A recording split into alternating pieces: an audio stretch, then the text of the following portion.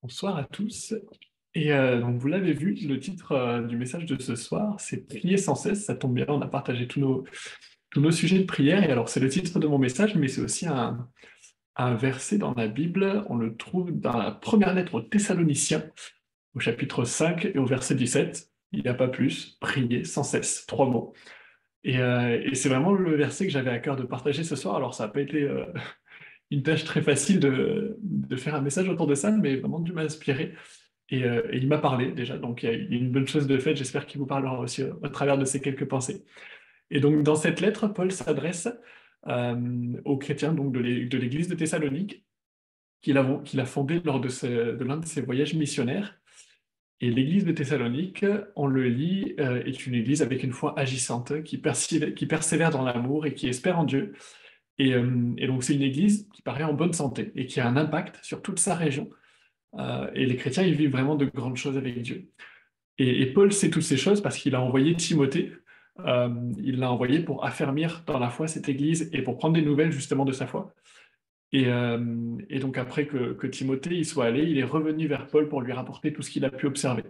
Et donc dans cette première lettre aux Thessaloniciens, on peut la diviser en trois parties.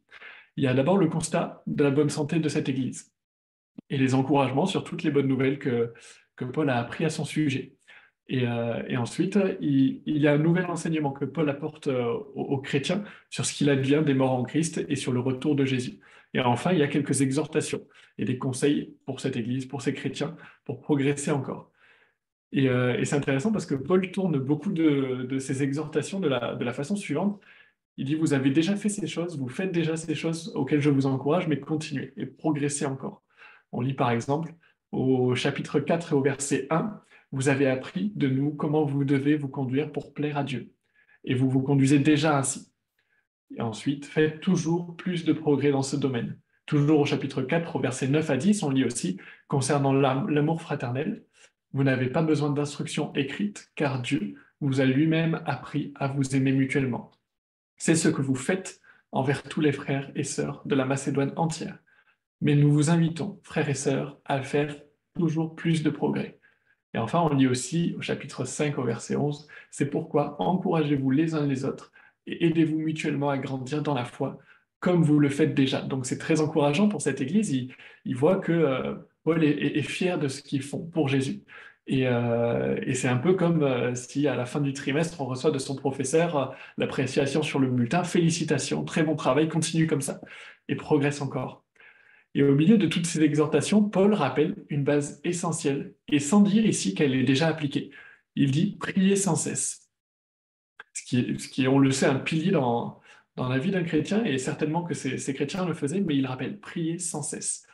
Et ce verset m'a particulièrement interpellé parce que, à cause de ce terme sans cesse, et je me demandais comment est-ce que Paul peut demander de prier sans cesse. Alors j'ai cherché dans l'origine de la formule sans cesse dans le texte, et il vient du grec, du coup, elle vient du grec, cette expression. Alors ça se prononce adiatos, me semble-t-il, vous pardonnerez mon grec. Et en fait, il n'y a vraiment pas d'ambiguïté sur la signification du mot. D'autres traductions peuvent être sans arrêt, sans discontinuer, sans cesse ou continuellement. Donc la question reste toujours la même. Et je me la pose, comment Paul, inspiré par Dieu, donc parce que c'est écrit dans la Bible, peut inviter les chrétiens de Thessalonique, et nous aussi par là même, à prier sans cesse. Et c'est dans la traduction de prier que j'ai pu trouver une part de la solution, peut-être pas la solution complète, ça vaut encore certainement de fouiller, mais c'est le sujet du partage de ce soir. Le mot d'origine, donc pour prier, utilisé par Paul, c'est, pardonnez encore une fois mon grec, prosio-komai. Et ce qui est intéressant, c'est que ce mot, il est composé de deux parties, un verbe, donc eukomai, qui peut lui-même déjà être traduit par prier, et une préposition, pro, qui peut notamment être traduit par près de ou vers, ou si on regarde un petit peu plus loin dans sa formule primaire, on trouve des traductions avant ou devant. J'ai terminé avec le grec. Mais ce dont ça me parle, c'est une notion de proximité et d'anticipation. Je vais l'expliquer juste après. En fait, je ne pense pas que le Seigneur nous appelle à lui adresser des prières sans arrêt et que cette réunion de prière ne se termine jamais et qu'il y ait toujours de notre bouche des mots qui sortent pour s'adresser à lui et lui faire des requêtes. ça serait tout simplement pas faisable. Il faudrait avoir vraiment tout le temps. Et on ne l'a pas vraiment. Mais il n'y a pas simplement la notion utilisée eukomai, qui est juste de lui adresser nos prières, mais il y a un contexte. Et cette préposition pro est très importante parce qu'elle nous donne un contexte de proximité qui, lui, ne doit jamais cesser. Et je disais anticipation, pourquoi? Parce que je n'attends pas d'avoir un besoin, d'avoir une requête pour me tourner vers lui, pour me tourner vers Dieu, donc, et pour me rapprocher de lui. Et j'aime vraiment me rappeler que Dieu est un Dieu relationnel, qui nous a créés pour avoir une relation avec nous, qu'il aime être proche de nous et qu'on le soit de lui.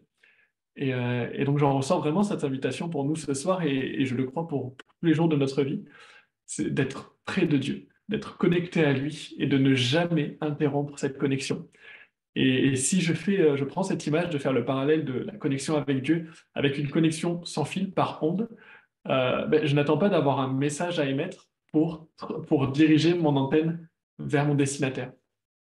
Et l'objectif, donc, c'est de toujours veiller à avoir notre antenne dans la bonne direction, non seulement pour pouvoir émettre et envoyer nos messages, mais aussi pour ne pas manquer ce que l'on m'envoie, ce que Dieu m'adresse. Et donc, c'est la même chose pour la relation avec Dieu. Entretenons le fait d'avoir toujours notre cœur tourné vers le Seigneur. Et c'est là qu'intervient vraiment le mot sans cesse. Et ça nécessite de passer du temps à ajuster, à apprendre à connaître la bonne direction pour mon empêne, si je fais le parallèle avec le cœur, en consacrant des moments dans sa présence, à le louer, à l'écouter, et sans même avoir quoi que ce soit à lui demander, simplement à passer du temps dans sa présence, à apprendre à le connaître, pour tenir mon cœur près de lui. Et ça demande aussi à veiller à ce que notre cœur ne soit pas détourné. Une antenne peut être détournée par un coup de vent, par exemple, ou par quelqu'un d'extérieur qui viendrait la bouger. Et c'est ce que l'ennemi de notre âme essaie de faire en permanence, en fait. Et en nous présentant des distractions, simplement, ou en nous occupant plus qu'il nous le faudrait, en nous tentant aussi, nous poussant à tomber dans le péché. Alors veillons et prions. Et Didier nous le disait qu'on était dans cette période où on vivait un début de réveil spirituel, et peut-être que pour ma part, personnellement, j'ai pas assez veillé à prier sans cesse. Et c'est ce que Dieu nous invite à faire. Alors soyons prêts vraiment à garder notre cœur près de lui pour qu'on ne manque pas ces moments de réveil. Et donc dans ce contexte de proximité, pour conclure, avec notre Dieu, où nous n'avons pas attendu donc d'avoir un besoin pour nous rapprocher de lui, là, nous pouvons lui adresser nos prières, nos besoins, nos requêtes pour nous, pour nos frères et sœurs, et adresser des prières à Dieu comme ceci, c'est bon et il nous y encourage. Mais nous qui sommes ses enfants et qui voulons vraiment marcher de progrès en progrès avec lui, ayons vraiment cette vision d'une vie de prière, avec le cœur toujours près de notre Dieu, simplement. Alors bien sûr, ce soir, on va prier pour les sujets que nous connaissons, on les a partagés juste avant. Et c'est la raison pour laquelle on est là. Mais peut-être c'est bien si on en sent le besoin de dire à Dieu, OK, Seigneur, ce soir, je viens t'apporter mes sujets, mais avant tout, je veux me rapprocher de toi. Je veux tourner mon cœur vers toi et le faire sans cesse. Et si j'y ai manqué, pardonne-moi, et je veux vraiment y veiller maintenant et prier sans cesse, avoir toujours ce cœur tourné vers toi. Rester connecté à toi pour vivre cette relation que tu désires avec moi au quotidien et à chaque instant, que ce soit chez moi, à l'église, au travail, dans mes occupations, que mon cœur soit toujours tourné vers mon Dieu. Et voilà, on va prier maintenant.